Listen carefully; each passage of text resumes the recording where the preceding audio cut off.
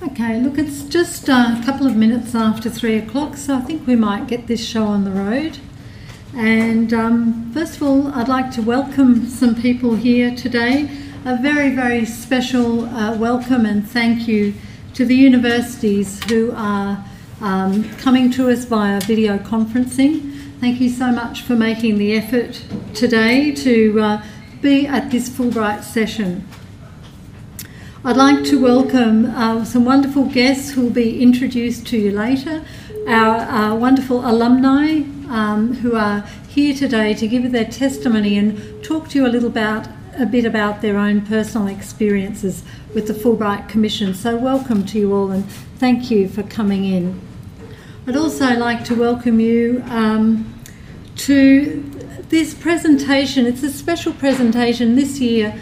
We decided to do things a little bit differently. So instead of doing one general presentation for Fulbright scholarships, we're actually targeting them this year.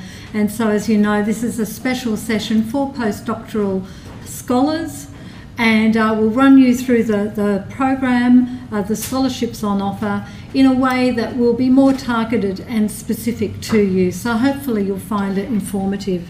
And then at the end of this session, you'll get to meet our alumni. They're going to talk about their experiences, and then we'll open things up for questions. And Matt will be going around with the microphone. So let me introduce you to, first of all, to our CEO up the back there, Dr. Tangerine Holt, our CEO of the Fulbright Commission, and also to a very important person at the Commission, and that's Mr. Matt Kemp there walking out, who is the scholarships officer, and he's also EA to Dr. Holt. So, okay, so first a little bit about the Fulbright Commission, and the background to the Commission is really important, because if you're going to decide to go ahead and put in an application, you need to do something, put in something that really understands the whole ethos of Fulbright. So this little bit of background information I'm going to give you should prove useful to you. So the mission of the Fulbright Commission, it promotes educational and cultural exchange between Australia and the US. And the whole premise behind all this work that we do is to enhance mutual understanding and to strengthen relationships between the two countries. We have a vision, and that is to be the leading scholarship program between Australia and the US. And we certainly want to be recognised, and I do believe that we are recognised for our quality, our values, and the wonderful opportunities that the Fulbright program creates for its scholars. And all these things are realised through a very strong network of national, regional and global collaborators. So the Fulbright Commission was originally established in 1946 by the US Senator J. William Fulbright, a fantastic man and a man with a real vision. The Fulbright Commission arose out of World War II, and Fulbright was there thinking, you know, what have we got ourselves into? It's a terrible time in the history of humanity. How can we move forward, do things in a better way? Basically, he thought, well, maybe by mutual understanding and collaboration, global, between the US and all these other different countries. And that is how the Fulbright program came about. It's actually the largest educational scholarship program in the world, and I'm proud to say that it exists between the USA and over now 160 countries. Over 300,000 worldwide Fulbright scholars have been exchanged to date, and that figure is growing all the time. The Australian Fulbright Commission itself was established in 1949, so last year we had our 65th anniversary. It was established with a binational treaty between the Australian government and the US government. It's funded by the Australian and the US governments and corporate sponsors. And the Australian Prime Minister and the US Ambassador are our honorary co-chairs. There are a board of 10 members appointed by the Australian Prime Minister, the Australian Minister for Education, and the US Ambassador. So we have 5 Australians and 5 Americans on the board. And for those interested in the figures, we have actually exchanged 2,700 Australians, sent them off to do some amazing things over in the US, and 2,000 US scholars have come and worked here in Australia. Okay, so let's get to the nitty-gritty here and have a look at the scholarship benefits. So the Fulbright Scholarship will provide a postdoc scholar with a generous monthly stipend. And we also give a travel allowance, and there's an establishment allowance. And if applicable, there is a dependent allowance for one dependent only, and there are some conditions around that, in that the dependent needs to come with you for 80% of your program. You're also provided with ASPE insurance. That's valued up to $100,000. We also recommend, though, that scholars do take out some additional insurance as well. But the total package there is valued at up to $45,000.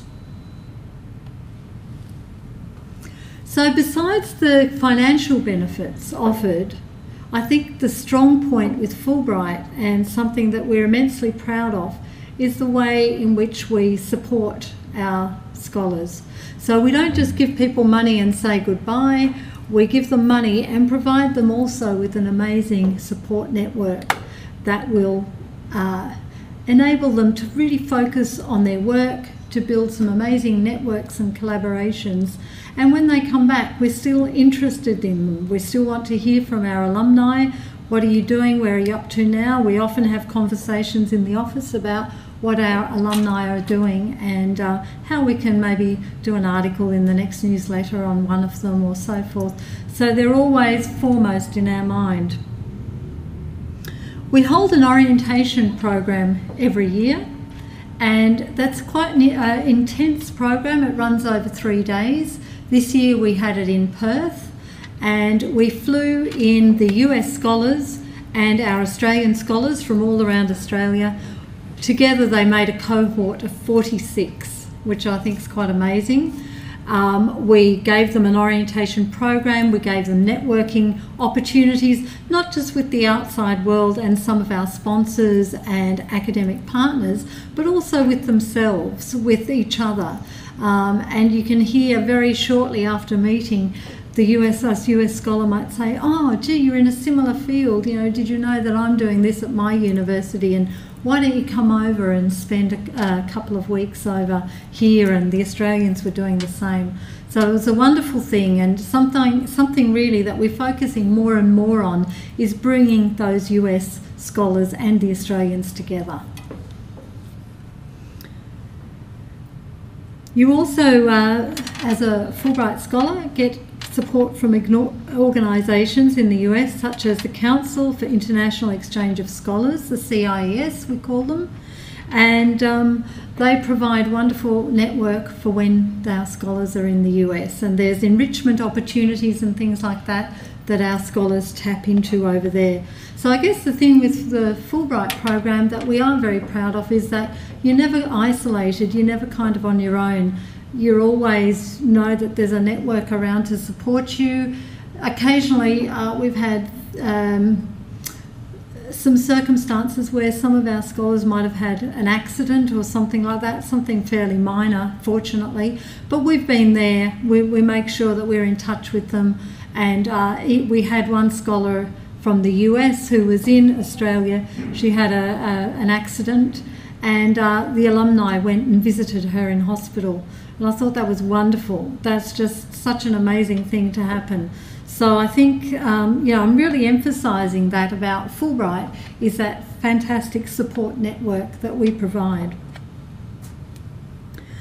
So we do have the general postdoctoral scholarships available, and every applicant who applies will go into who applies as a postdoc will go into the general pool. But then we also have some sponsored scholarships available as well.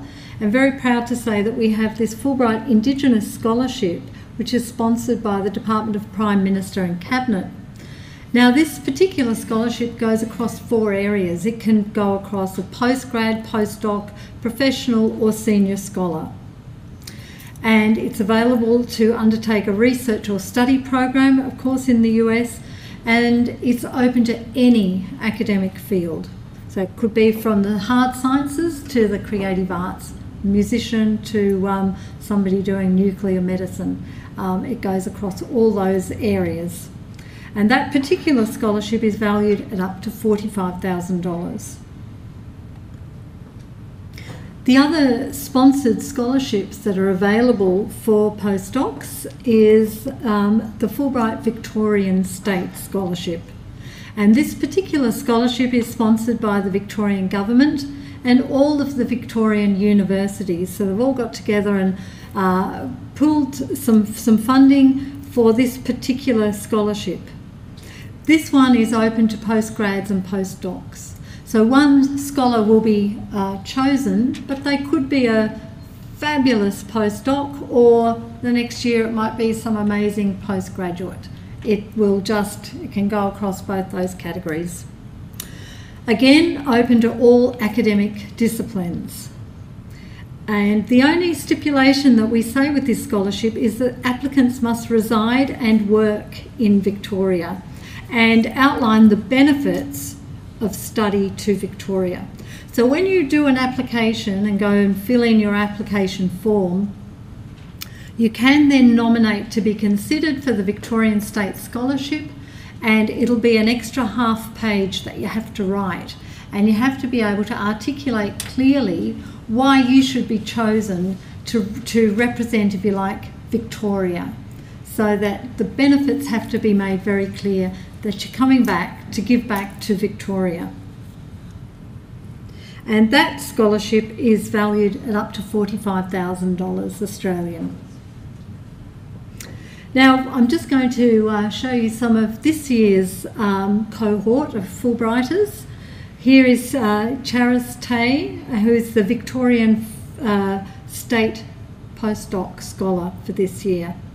Her home institutions, the Walter and Eliza Hall Institute of Medical Research, and she's off to Stanford University in the School of Medicine there. So she's looking at how the body's immune system behaves normally in health and abnormally when fighting disease, particularly cancer. So she's doing some really important work. We also have a fairly new scholarship. It's in its 2nd year this year, and this is a wonderful scholarship. Fulbright Postdoctoral Scholarship in Cultural Competence, and it is sponsored by the University of Sydney.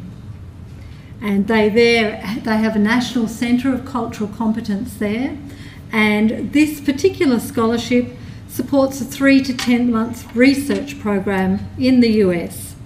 Now, I think an innovative part of this scholarship, and something that I think is a wonderful addition, is that at the end of your Fulbright program in the US, you get to come back, and guess what?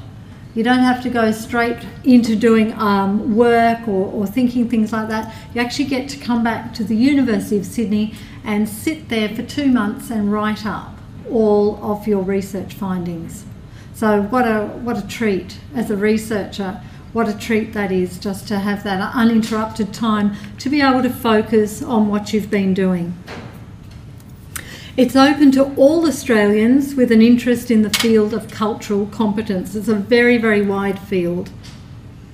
The scholarship package is a generous one and includes a stipend, travel and establishment allowance, and also a stipend when you're doing your residency back at the University of Sydney. That package is valued at up to $59,000 Australian. So let me turn now to the selection process itself. Well, the applications have just opened. They opened on the 1st of May, which is why We at the Fulbright Commission have been very busy. We're currently on the road going all around Australia. We don't miss out any state or territory. Dr. Holt has been to, just come back from Darwin. We've been to Queensland already and New South Wales.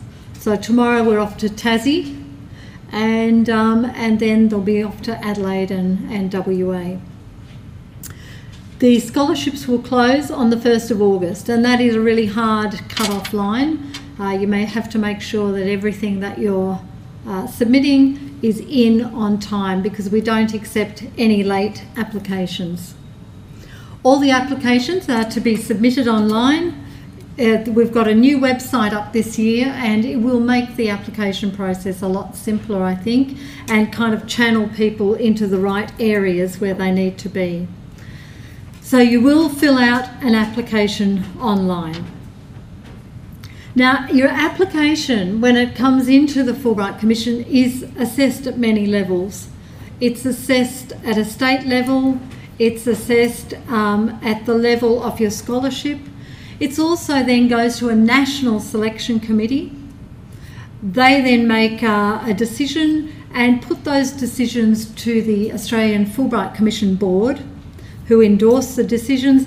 It then goes on to the Department of State, to the CIES that I spoke about before, and to the Fulbright Foreign Scholarship Board. So even though it seems like nothing much is being done with your application, there's a huge amount of paperwork being pushed through behind the scenes that you're not aware of. Another thing that we're very proud of at the Fulbright Commission is that we actually interview all shortlisted applicants. So in the first round, if your application is highly ranked, you may be called for an interview, emailed for an interview, and then the panel, the selection committee of about 6 members, will want to find out more about you. They want to find out about you, the person. And this is where you have a great opportunity to sell yourself, sell your project. And I think this is really where a lot of the passion comes through for what you're doing. So you need to prepare. Usually it's been maybe a couple of months, 3 months maybe, since you put in your application. It's a great idea is to go through that application again, revisit it, and really pull out the things that you want to say in the interview. You can really highlight and add relevance to your application in this interview, and convince, I guess, the selection committee about why they should choose you. And also I think it's important to be aware of your other options as well. So the selection criteria, what are we looking for? Well, of course, we're looking for academic and professional excellence. That goes without saying. We're looking for the relevance of the proposed program as well, though. I mean, what you've put in your application, is it doable? Is it feasible? On the selection committee, there are seasoned academics, and they will know straight away if you've written something that really needs to take 3 years and you've only got, say, 10 months to do it in. So that is something you need to be aware of. Make sure that whatever you put in is feasible for the time that you've given yourself to be in the US. It's doable. What are the potential outcomes going to be of your time in the US?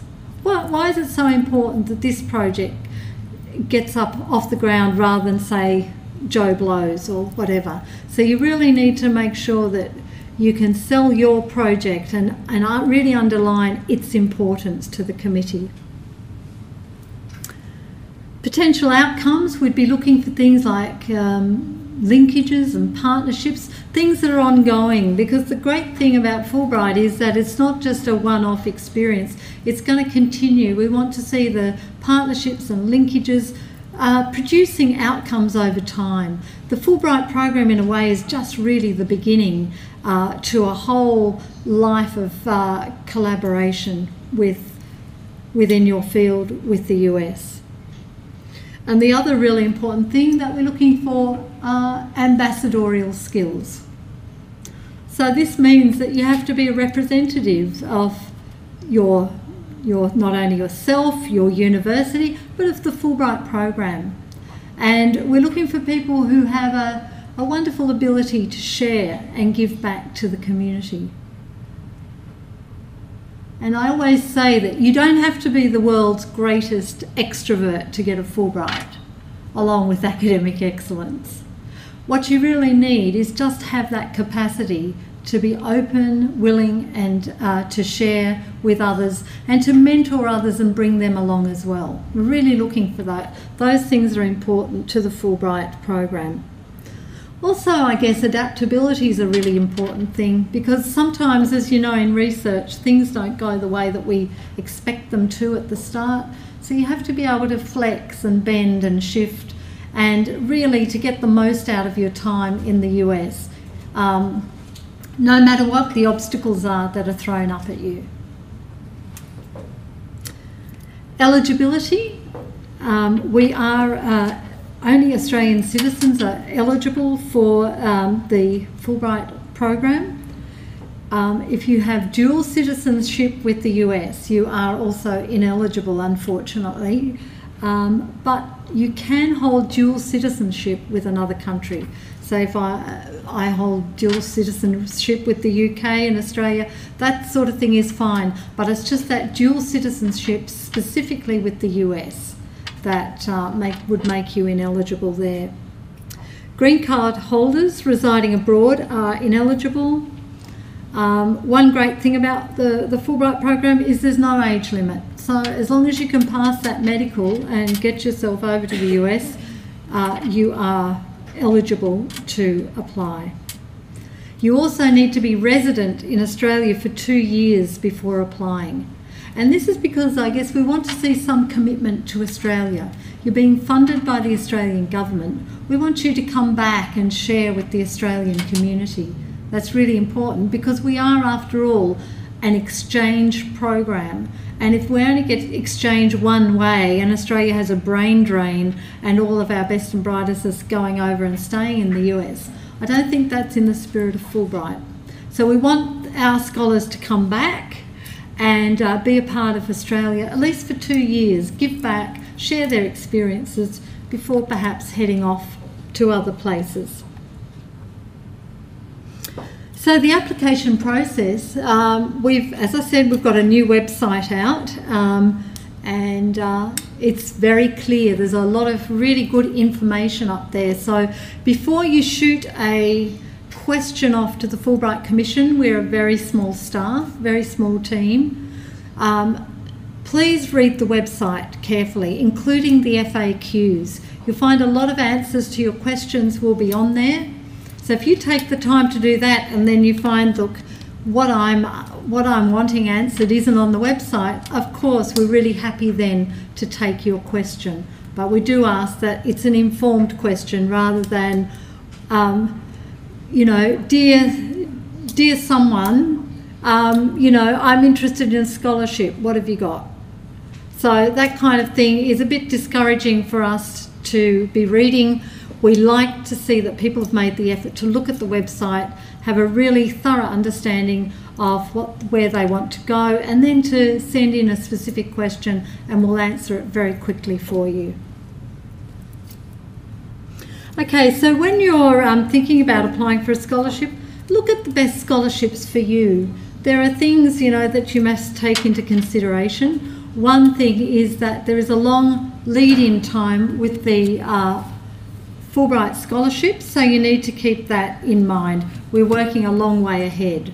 So, for example, for this year, this round, the time that you can take it up is July next year to June the following year. So actually give you a whole year in which you can be flexible, but you can't take it up before July 2016. Understand what Fulbright is. If you're going to apply for a Fulbright scholarship, take the time to really understand what Fulbright is about, because it will really help you to write a strong and competitive application. As I said, look on how it's going to fit in with your studies. It may not fit this year, but next year it might be a great fit. Get lots of guidance, and I guess getting feedback is a really good thing, because you might be in a discipline where people use a lot of jargon. I know that in the area of musicology, there certainly was jargon in there. So if I was putting in a scholarship application that was going to be read by a panel of experts who are not in my field, I would make sure that it could be understood without a lot of jargon in there.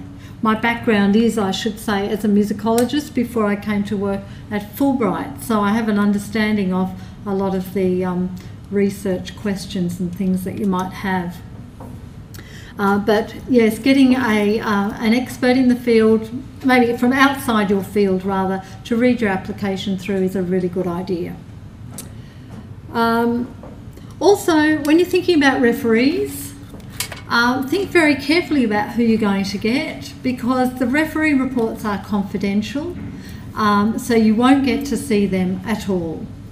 So make sure that you approach people that are really familiar with your work and very, very willing to support you in any way that they can.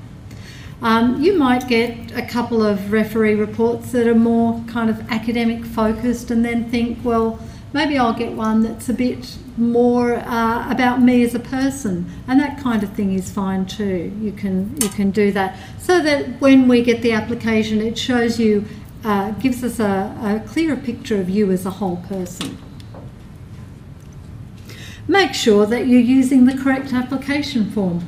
This sounds very simple, but you'll be surprised at how many people go astray. And if the application form that you fill out is for a postgrad and not a postdoc, there's not much we can do about it, because they go to they're governed by two different bodies. Although it comes through the Fulbright Commission, they go very separate ways. So do make sure that you're filling out the postdoctoral application, which goes through the CIES. Okay. So, key aspects of the application. You're going to have a project proposal. As I said, it's got to be feasible, it's got to be doable, it's got to be significant, it's got to be exciting as well. It's going to let the selection committee members think, wow, this is amazing, this is really a great opportunity and we need to put this person forward. You will be asked to write a personal statement. And that personal statement is very, very difficult for some people to write. In fact, for a lot of people to write, because it's about you, the person. I think in academia we're so used to talking about our research and so forth that we can do that standing on our head. But coming to talk about, like, writing a page about ourselves and what we're like, what we've been doing, people do find that hard. So do spend time on that. And again, get some feedback from friends and relatives. You know, have you thought of everything that you've been doing? Have you been mentoring, say, a football team or a swimming team, or have you been conducting a local choir? Those kinds of things that really show you as a communally minded person, I think, are really important. As I said, 3 referee reports are required. They're confidential.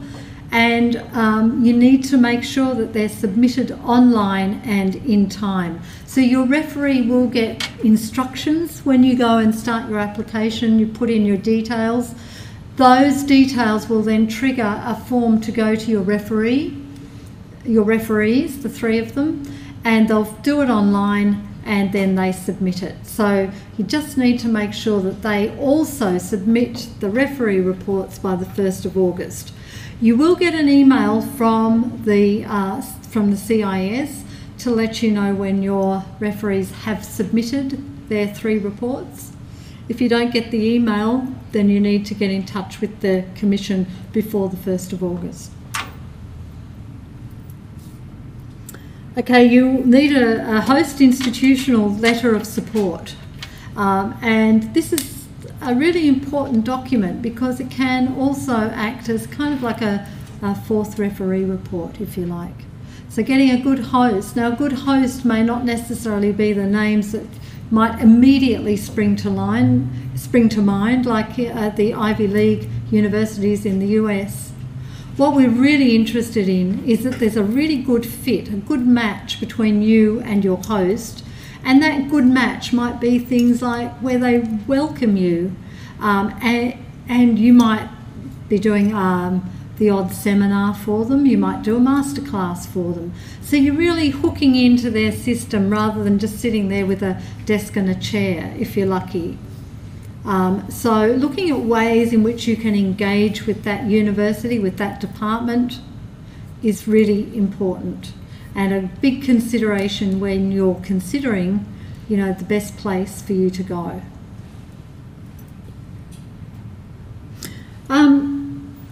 We will need copies of official and certified academic documents, and they're all uploaded. If you're somebody in the creative arts and you're putting in an application, it might be you might be a musician or you might be an artist.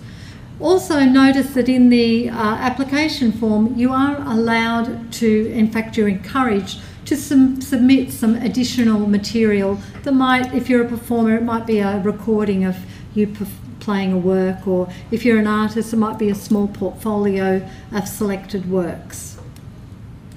And really important, don't forget to click the submit button, which sounds very simple again, but we do sometimes get people who forget to click submit, and then the thing just kind of floats around in the ether and it hasn't come in on time and so forth. So that's a bit tragic. So try and avoid that by just reminding yourself to click submit.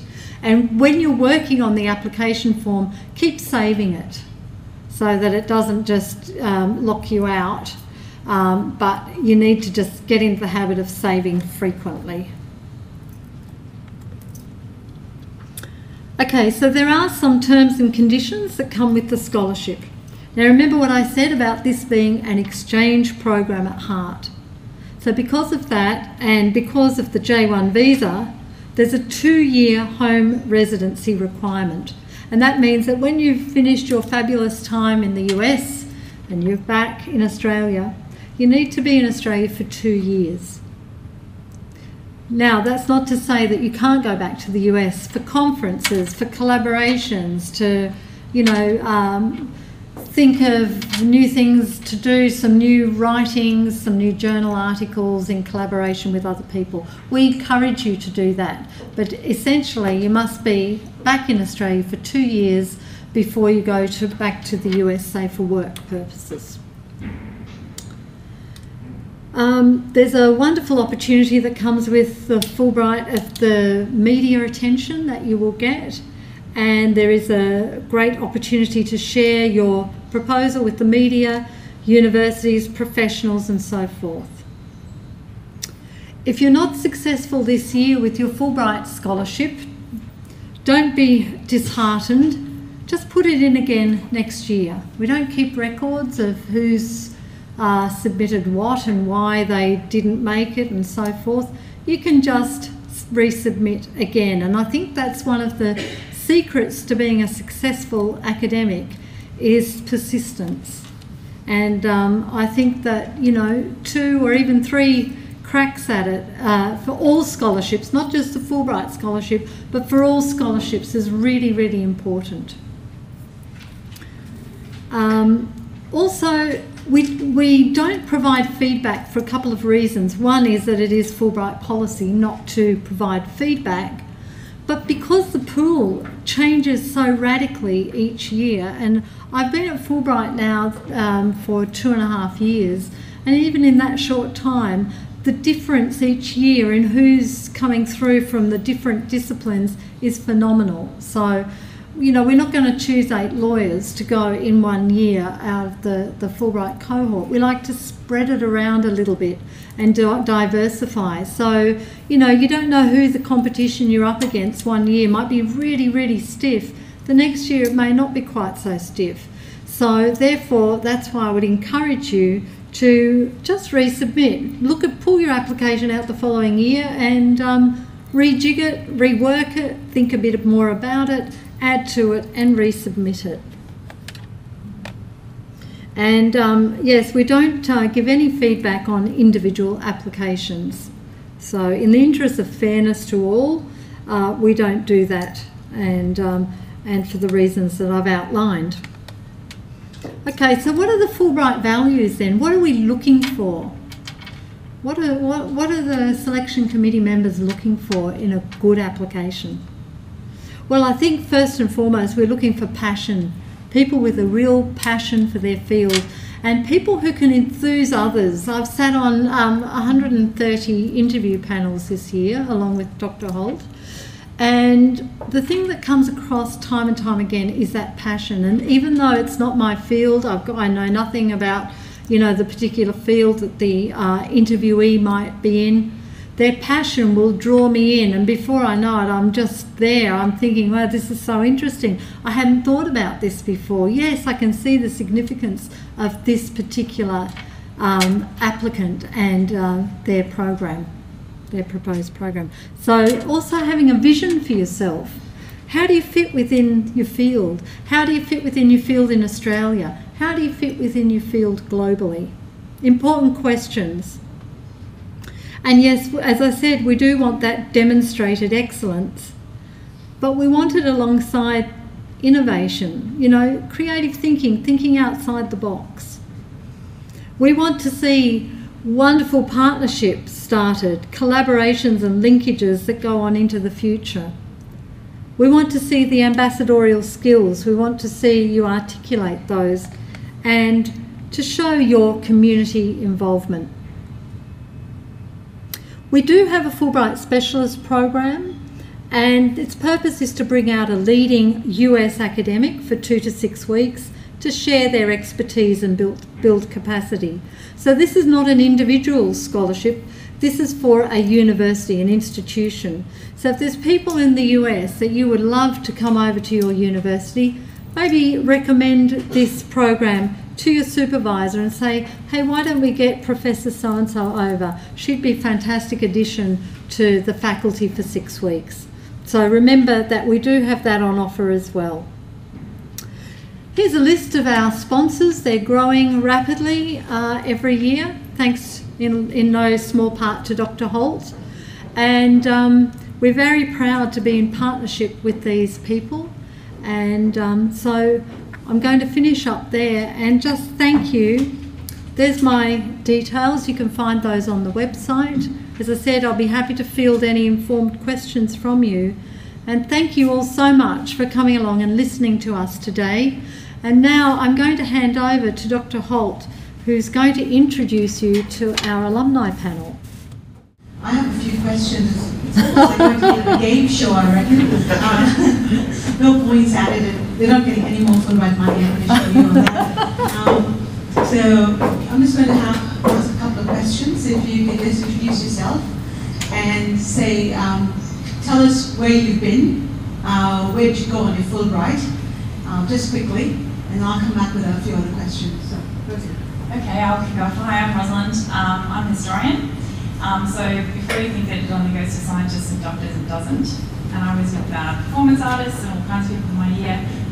So I specialise in history of military medicine. So I ended up doing my postdoc at the University of Wisconsin in Madison, go Badgers. And I spent a year at the Department of Medical History, which is mind-boggling to me that there is a university that has a Department of Medical History, because we don't have history departments in Australia anymore, but I won't get started on that. And over to Ken Pang. Hi, my name is Ken Pang. I was a 2008 scholar, professional training as a paediatrician.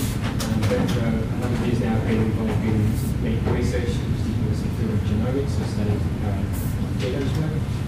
I went across to Harvard University where I spent 4 years and now back at the Postdoctoral Institute. Why could you hold the mic closer? Hi, I'm Colin Scholes. I'm an engineer. I was a 2009 scholar. I went to University of Texas at Austin, one of the world's best engineering schools. Go Longhorns. Questions? Hi there, I'm Stefan Shepherd. I was fortunate enough to receive the 2014 Qualified Competency Postdoctoral Scholarship, so I haven't left as yet. My area of research is forensic behavioural science, and my two host campuses are Nebraska-Lincoln, University of Nebraska, and UCLA. Hi, my name is Jack Yashenyak. I'm currently a CSIRO, and I'm a 2011 Fulbright scholar. I had the great opportunity to go to the University of California, Santa Barbara, where I stayed with Professor Alan Heger, who won the Nobel Prize for Chemistry in 2001. So what he was involved in was developing conducting polymers, and my field of research is actually understanding how do we use inkjet printers like we do at home to make all sorts of different electronics, whether it's lighting or solar cells or something like a TV. So hold that microphone, Jack. So I have two questions, a two-part question. So why did you apply for a Fulbright, and what was one of the most memorable moments? I know you guys are competitive now and you have your own teams, and when you go to the US, you actually begin, the cultural exchange happens and they adopt you as an Australian there, but you adopt their team as well. So depending on the football or the gridiron or whatever, you just get hooked on it as well. So we have our Fulbright alumni who come back with their teams and their preferences as well. So, Jack? Well, what made me apply for a Fulbright? Fulbright's a very prestigious award, and part of my appeal for that was actually to go for something of that stature. And the people that I've seen who have been awarded Fulbrights are always leaders in their field, and they emerge in really critical positions, and I was inspired by them. In terms of what was the kind of the moment for me, I mean, there's many moments during the time. For me, the real eye-opening moment came afterwards, because sometimes I think to myself, when you're in school, you see yourself getting bigger, you see yourself learning all these topics. When you get a bit older, you don't realise where that growth is. And after I actually came back from being Fulbright, I realised how much growth I had during that year, and it was going to gala nights, being introduced to very esteemed guests and speakers, and being involved in these types of events. So from that point of view, I felt that it was a real growth opportunity for me. So that whole year was a real testament. So thank you, Fulbright. So Stefan, you haven't yet gone, but you can answer at least one question. Why did you apply for a Fulbright? I applied for Fulbright because it has a long-standing sort of prestigious reputation. It transcends 150 countries. It's been around for several decades. And it's also produced, a number of Nobel Prize winners. It's produced a number of Pulitzer Prize winners. So it's got a great alumni there. It's also, with my particular research, I was particularly attracted to the cultural competency scholarship because it directly applies to my research, which is sort of, specifically cross-cultural violence risk assessment. So trying to identify the cultural needs of Indigenous offenders in custody. So I thought that this scholarship was a perfect opportunity for me to explore that area further. Thank you, Stefan. Colin? I'll be honest, when I applied, I didn't think I would get it because I was an engineer and I work in a very slightly controversial field about climate change mitigation, and I thought, I'll apply, I'll give it a go, but I wouldn't think, because you look at the past people who got it, I'm thinking, I'm not in that league. But amazingly, I got it, and I'm very thankful. When I went to UT,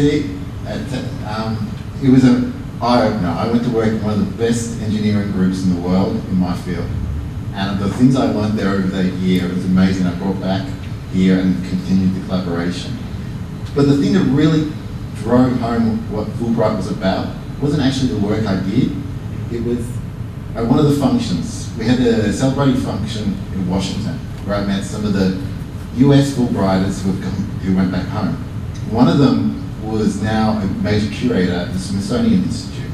And he gave us, Australian Fulbrighters, a backstage access to the Smithsonian Institute for a whole day where we just wandered around backstage all the different exhibitions they all had there. It was just extraordinary what they had and what we could see and what we could touch. And that was just amazing, that outlet we had. And that was really what highlighted to me what Fulbright was all about, the extra opportunities I got from that situation.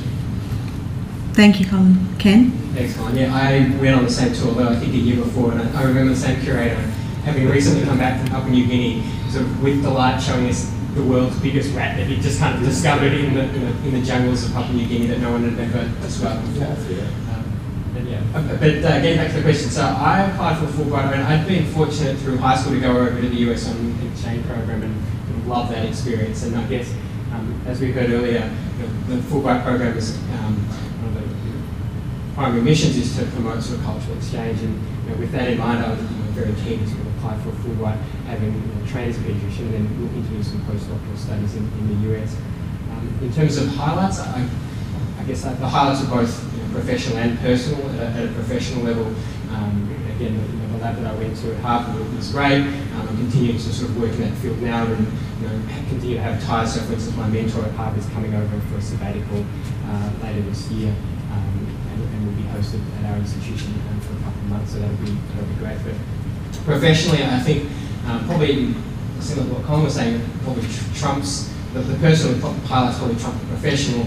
The friends that we made, through Fulbright were probably going to be that sort of the lasting things that we have. We've visited friends who we met as fellow Fulbright scholars from Norway. We've gone to Norway to visit them, we've gone to Chile to visit them, and some of our Australian friends who were fellow Fulbrighters have become some of our closest friends as well. So for me, I guess that's the sort of main highlight. Rosalind, thank you. I applied on a whim, and I thought there was absolutely no chance. And then when I got it, I thought it was an administrative error, but I went anyway. And I can't particularly pick one highlight because the entire year was just fun, start to finish, and it was pretty much the best year of my life. I took cultural exchange quite literally, so I was given some advice before I left, which was say yes to everything, so I did. So ice fishing in Canada was one highlight, going to Dollywood was another highlight, but I also took it quite literally in that I met my husband there, so I brought him back with me, so I really added value to this country by bringing him back. Yeah, but I think one of the highlights for me was teaching American students, so I volunteered to do a course that I made up, and because I wasn't being asked to be paid, they let me do it. And it was absolutely unreal, and just sitting in a room with American students and learning what they had learned through their high school experience of history and comparing it to what I knew about American history. It's just absolutely fascinating, and it completely ruined me for teaching Australian students, by the way. So my final question, hold that. So all of you have had some amazing experiences, personally and professionally. What has been the multiplier effect of that experience? Like, what have you done since you've come back? Give us one thing that you've done that either it's changed you, your practice, or the lives of somebody, or your institution, Because I see Fulbright as brain circulation. You get to mess with the minds of Americans when you go there, and you come back, and you've got to do some other work when you come back in terms of transformation. So what was the transformation work which you did in terms of translation of new knowledge, or just give us one example. I published a book based on my research. I generated sort of mutant ice and brought back to Australia and continuing to work on it. My best answer is, because I'm an engineer, is the entrepreneurial spirit. I came back realizing I could actually commercialize things I was developing and pushing that out into a commercial space, where before I went, I wasn't even thinking about that at all. Stefan, what do you envisage you bringing back and changing? I know you haven't yet gone, but of course you're forecasting a few things. Yeah, well I'll probably utilise some of my sort of older connections and employ some of the new knowledge that I bring back, but also I'll have a whole variety of new connections which I would have developed whilst in the US. But just in the last few months I've been able to network with my sort of 2015 Fulbright cohort. I met several of them who have now actually become sort of friends, and I met them at the showcase dinner in Perth, which was a fantastic evening. And I've caught up with several of them since then, and we've already sort of aimed to work on several papers and prospective studies in the future. So developing that network I've found to be very rewarding. So the one thing I can say about Americans is that they get things done, and I think that they've got a real positive attitude. They're just, yeah, let's just do it. And as an Australian going there in 2011, I was quite reserved. We had a standoffish, sort of self-deprecating attitude here in Australia, and that kind of changed for me. And so seeing that and seeing it in operation from high levels all the way through to very young people was really quite a transformational experience. So when I left 2011, I was leading a team of two, Very quickly, I had a team of 5, and so now 3 years onwards, I've got about 40 people over 16. So it's really accelerated my career, and I think part of that is that attitude that Ladies and gentlemen, as you can see from our Fulbright alumni, the experiences, the diversity of who they are, the disciplines, the home, the host institutions, and what they're doing. I mean, this is what Fulbright does for you. So can we please thank our Fulbright alumni and scholars. I'd like to thank you all so much for giving of your time today.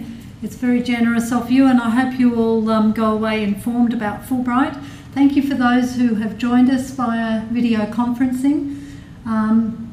We hope to see your applications coming through in the next couple of months towards the 1st of August, and I wish you all the very best in all of your endeavours. Thank you so much. Thank you.